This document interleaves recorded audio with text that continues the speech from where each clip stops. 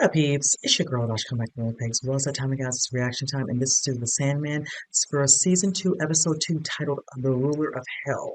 Now, I will say that first episode had me just beyond excited just for what we are in store for the entire season, especially with the fact that we see that though Morpheus is going back to hell, he has truly some unfinished business, being that he has to tend to an issue that of his own making, where he put, as it said, Nada in hell. And we got, of course, a little bit of the backstory of, how they came to meet, how, they were in love, and then the ramifications of that, and realizing that she's like, I've lost my people. We were not supposed to be together, immortal with the endless. And then you see how he was like, talking about making her God, to love him, this and another, and all that. And she was willing to be selfish and all that, to give up this love she has for him, to counter what had happened. Now, with that being said, we get, of course, introduced to all the others with this, like I said, despair, destiny, desire, delirium. One was missing, and I'm still definitely intrigued to see who that is. And I said, of course, as we continue within all these episodes, I look forward to that individual being revealed. Also, seeing Lita, not liking him showing up at the home. It's, hovering over her baby in his little crib.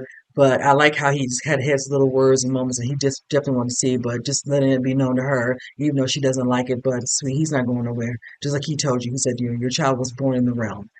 He's a part of this, whether you want to be or not. So as long as he's, breathes life and all that, truly no Dream, aka Morpheus, aka the Sandman, will be somewhere not too far. Now, with that being said, of course, he's not sending anybody with him. So he is definitely left. He is now there. And as you see at the end, he makes a comment talking about how he could have turned back, but he is going to follow through. But he is scared. And I like that because, as you see, Lucifer stated, once he's there, they're going to make sure he's not able to leave. So I'm curious to see what that's going to happen. But have you seen the trailer? I really find that, hard to believe, but we will see how things kind of pan out, because I'm definitely intrigued on that aspect of that. How is he going to get out of this? So with that said, you guys, so let's go ahead and jump into it. I'll say some my thoughts with you guys.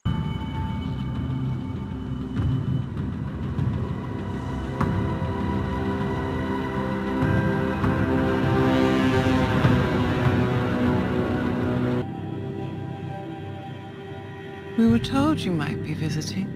Where is Nada? What have you done with her? Where is she? The queen of the first people? No longer here. I've sent them all away. The demon... I've quit. You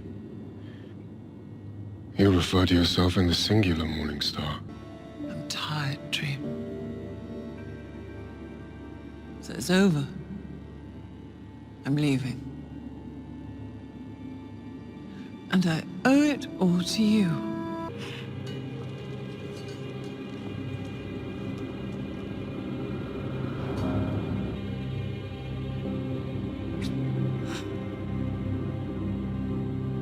Now go.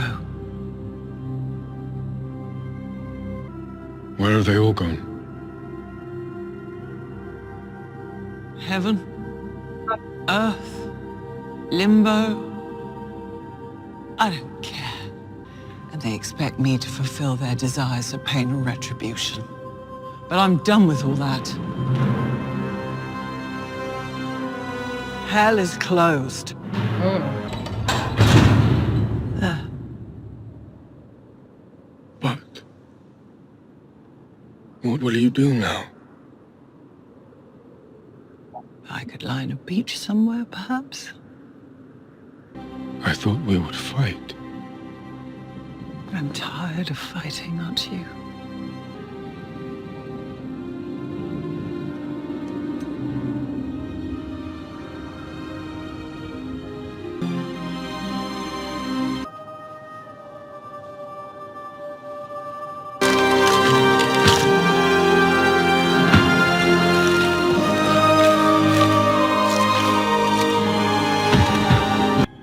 Where is she, Morningstar?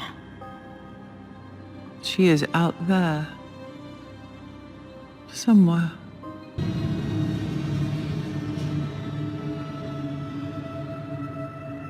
The key to hell. This realm is heaven's shadow. Or more precisely, heaven's dark reflection. This is your revenge on me. Perhaps it will destroy you. Farewell, my dear Morpheus.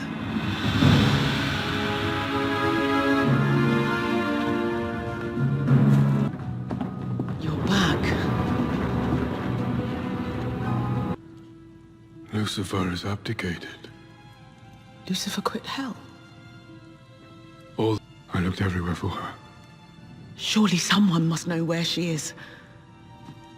Someone must be in charge of hell.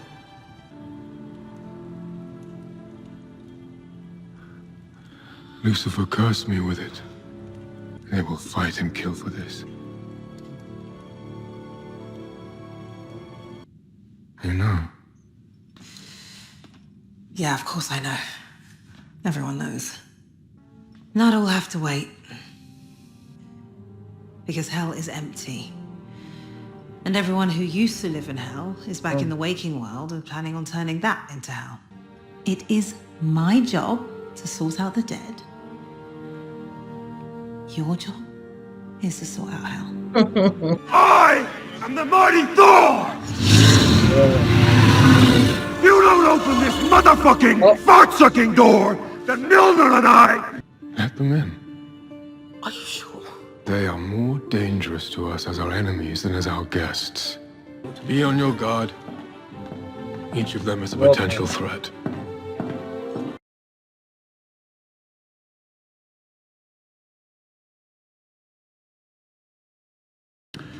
I am Odin, all-father of the Aesir. With me is my son Thor of the Aesir, and Loki of the Jotun.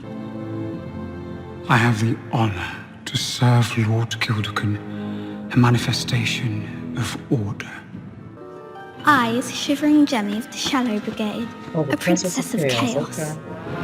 I am Susanoo Onomikoto, god of the sea and the storms, son of Izanagi. But I come alone, hoping to discuss a territory of our mutual concern. I am Lord Azazel, the Prince of Hell and commander of the demon army that was Lucifer's.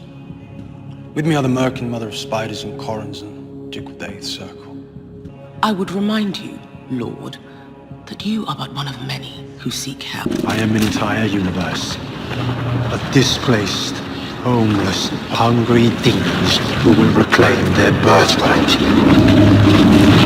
Lord Azazel! Hell belongs to me for now. But I will respect and appraise each one of your claims upon its territory. Your Majesty, we are sent as ambassadors from the court of Faerie. Our sovereign lady and lord present their compliments. Be you welcome in my home this night. Your other guests have come to persuade you to give them the rights to the underworld. We beg you to give it to none of them. It would be to the benefit of Faerie if hell were to remain empty. Will you be joining our guests for dinner? If I joined them, they would be on their best behavior. Better to observe from here. What do you give the god who has everything? What does dream about?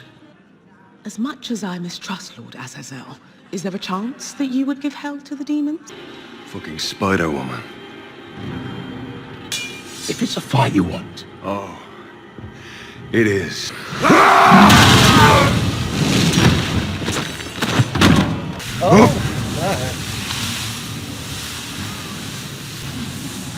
When you threaten one another in this place, you threaten me.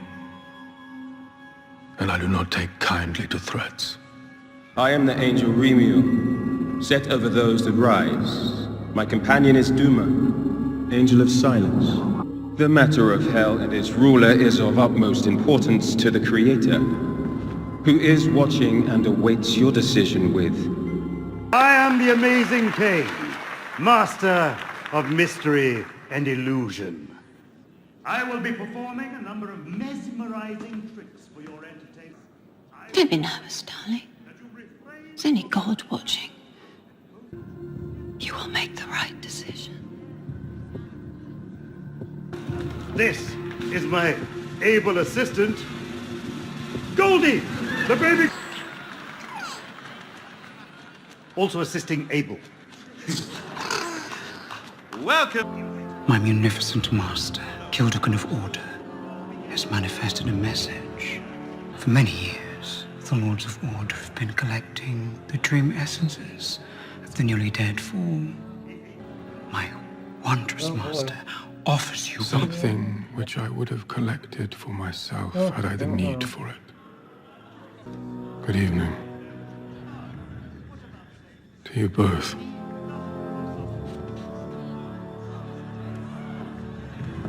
I know he tried to get you alone. Now it's my turn. I'm not offering you anything, Dream King. What I'm doing is Threatening you.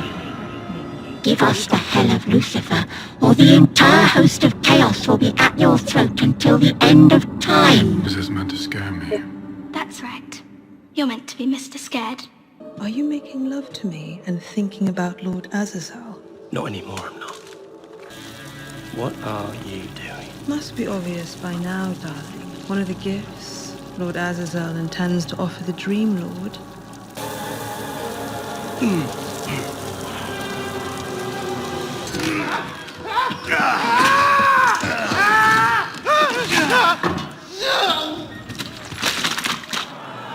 Ta-da! I was once a very angry young storm god. My father banished me to Nenokuni, the underworld. And what I thought was my death has been a rebirth. I would endeavor to do the same for the hell that was Lucifer's. If you will permit me. Give me the key to hell, and I will give you the location of your missing brother. Why do you want hell, Lord Odin? To stave off Ragnarok, the end of all things for my people.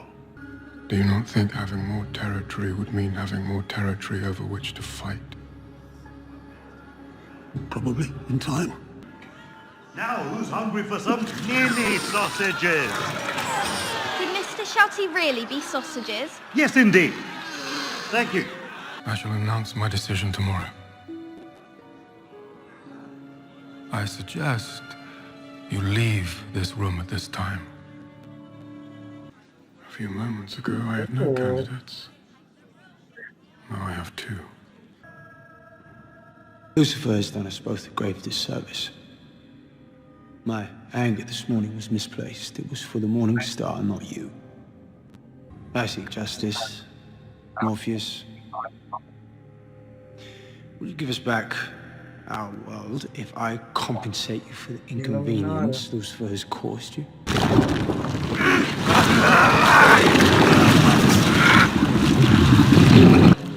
Yours to take vengeance upon for having challenged you in hell. And if I do not wish to seek vengeance?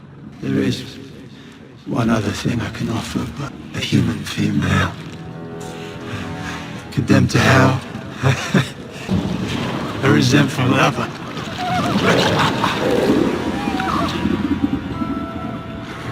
Give me the key and I will release her.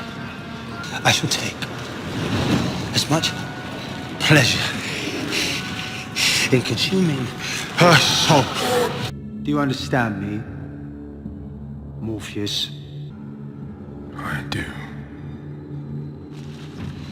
Then I trust we have a deal.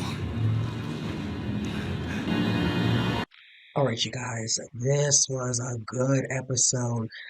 I will say I wasn't sure what I was expecting in regards to what would happen the second time around with Lucifer and Dream. But once he made the comment he was expecting a fight, that's somewhat where I thought it might go, because she was definitely not happy in regards to him saying he's coming, he wants to get Nadia and all that, whether, she wants to be willing and helpful and all that. He still is coming so he can find a way to free her. Now, we see the setup at the beginning where eventually he shows up and it's just, hell, it's just not looking how normally hell would look. You see, it's there. It's nothing there. The only person that is actually there is Lucifer. And at first, he's kind of hesitant, like doesn't want to take off his, his mask and all his protection and all. And she's like, you afraid of me? And he admits, he's like, yes, like this. He's like, okay, I'm not gonna do anything. Let me, let you know while you're here, no harm will come. He takes it off. And then she pretty much lays on him, letting him know that she's tired of being in charge of this. She's sent everyone away. It's just her. It's unfortunate that he is literally the look on his face, not thinking this was turned away, because like he said, he had put things in order and plans in motion in case I'm assuming certain things go a certain way, so he could be ready to, deal with what he thought Lucifer might have in store for him. But oh no, she wants no part of it. She's ready to go. She don't know if she wants a house. She wants to do this. She wants to do that. So she gives him the key. And with that, says, I want you, and when she takes a knife from her confidant, her her main assistant, he has a knife in his hand that she bestows to him to cut off her wings. And when he does it, he knows this is not what he wanted, because he just really just wanted to come get Nadia. But she makes it where, oh, he might be able to rise up to the task to tend to hell, or he's going to have to find someone who he feels deems is worthy to be able to deal with hell. They're all out there amongst, God knows where they are. And of course, Lucian makes it known when he shows back up, saying now that the deal with that, Death even made a comment like, I'm already dealing with certain, people of the dead. And now that we have some individuals, who have come from hell and all walks of life are now there. So she's going to have the double work to tend to, because he wanted to give hell to her. She's like, oh no, I already have a job to do. I'm going to let you tend to that. With that being said, people just start showing up, at his doorstep banging. First one is Thor. We get introduced to Thor. We see Loki. Um, I don't know. He reminds me of a particular, just his overall aesthetic and look. I'm just gonna put the picture of the artist that came to my mind when I saw him, and I will say all the other ones that we did see also, was the Lord Azazel. I hope I'm saying Azazel. Azazel. I hope I'm saying that correctly. We also see some fairies and some other, so pretty much like gods, fairies, demons, vying for to get hell and be in charge of hell. So he decides to put on a banquet. He said, "You all can come here. You will present yourselves, in the instance of this and all that." And he's going to eventually make his decision, of course, who he feels deems should be in charge of hell. Now, with that, you start getting a little bit of understanding for each individual who is there and why that is. Definitely a little bit more backstory when you do see his conversations with certain individuals are bribing him. Of course, dealing with, I want to say, what is Odin? Uh, didn't speak to Thor, but Thor, of course, just arrogance and all that. Of course, dealing with some other demons and getting himself in certain situations, all that. We do see a little bit of Loki, and he's like, yeah, he doesn't trust you. He doesn't care for him at all. Watching from afar, he doesn't want to sit amongst them. He doesn't want them to be on their best behavior. He wants to see exactly how they are amongst each other, set up, in this, lavish dining room, eating to their heart's content and watching some nice entertainment by Cain and Abel. Um, I thought it was interesting listening to especially the ones trying to bribe, coming up to him and speaking to him. You have the little young girl with the crowd trying to scare him. That doesn't work. You have the individual, who's bringing a box where his particular, Lord wants, to take over. And he's just like, if I want to take over a certain, dream, instances or, sexes or whatever, he said, excuse my, memory for forgetting. He was like, I could have taken that myself. Why would I need that from you all as some sort of gift to me? And yeah, because the look on the guy's face was just like, I appreciate you, well, thank you both, but okay, no. Same thing with Odin, presenting why he needs it because of territories, kind of fighting off, Ragnarok and some other ones going on. He's like, well, okay, it could be good for use for you for now, but then he's like, just for now, I'll just tend to it once they try to take, of course, yet another territory that you would have inhabited and have taken over, being hell. So we do see the one that really shook the core, out of all the bribes towards the end, and that was, I want to say, Lord Azazel, presenting, an offering that was given to him, dealing with two other characters, one being the one who fought him to, keep, one of his, many possessions when he was taken and held captive, and when he went searching and going for all his pieces and all that to, get his collection back. Now, we'll say there's one they wanted to present that, but then they were like, okay, we have another one, a female. And as soon as he said that, you could see, within these evil demons coming out of Lord Azazel. And let's just say the look on Dream's face, and he was like, okay, hopefully we should have a deal. He says, if not, he says, I will slowly, slowly take that soul from her. Like yeah, like I had a feeling when Lucifer decided to bid with him and all that, probably knew and was fully aware of what Nada meant to him and all that well before Lucifer made this decision, all that, probably for a long time. She's been there a long time in hell. So to have that leverage, because there's a scene where Lucian and Morpheus, aka Dream, they are talking. He says, out of all the people, it is down to two. And she was like, that's why we have a third one being Lord Azazel, because he doesn't want to speak, to her, to be asked to speak to him the next day when he would have his actual decision. He wants to talk to him now. And that's when this is presented to him. And let's just say, when they show that part at the end, the look on his face trying to keep it together, because you can tell he's like, oh, okay, let me pretty much taught him with this, but then what I taught him, showing him, also, I'm gonna let you know what I would do to her if you don't choose me. So this one, he has a tough choice decision. I'm curious to see who the two will be. I know also with the fairies, they were like, we don't want you to give it to anybody. So, I'm just curious to see how this is going to play out on the next episode, because I know he wants to probably just do it just so he can get back and just be done, but that he knows he does not want Azazel to have it, clearly.